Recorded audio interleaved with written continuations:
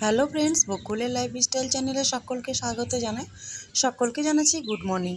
তো আজকে সকাল সকাল ওয়েদারটা মনে হচ্ছে ভালো থাকবে, আবার দেখুন রৌদ্র দিতে পারে।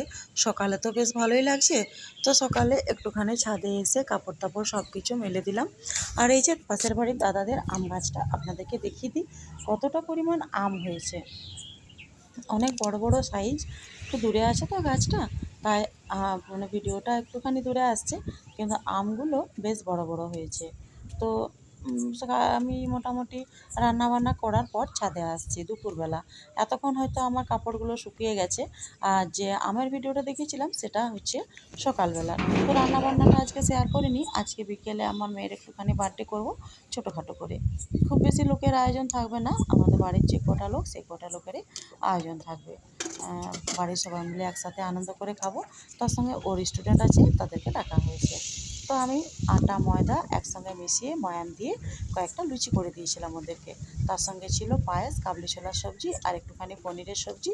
আর কেক তো আনা হয়েছে, বেশ একটু ভালো কেক আনা হয়েছে। আমার মেয়ে বড় হয়ে গেছে, কিন্তু ওর কেকের বায়নাটা বিশাল।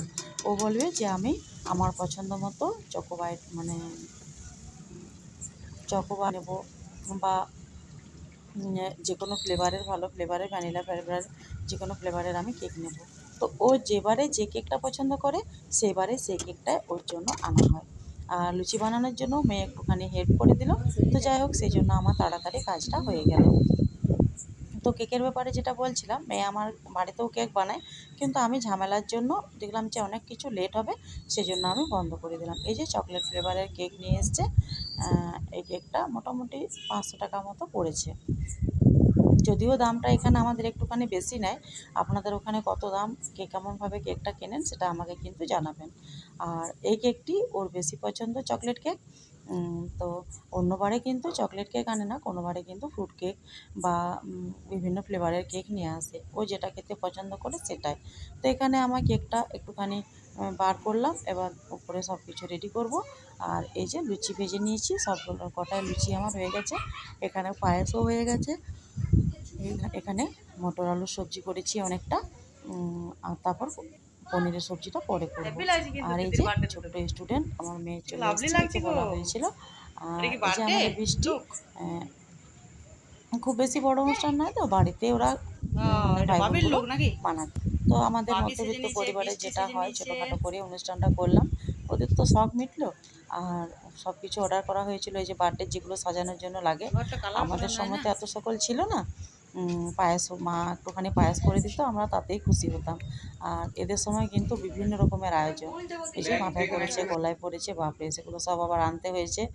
বেলুনও অনেক কিছু নিয়ে এসছে, অনেকগুলো বেলুনও নিয়ে এসছে।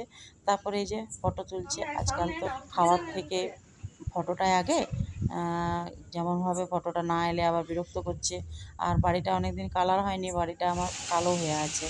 তারপর প্রচণ্ড বেগে বৃষ্টি নামলো, প্রচণ্ড সারাদিন গরম ছিল।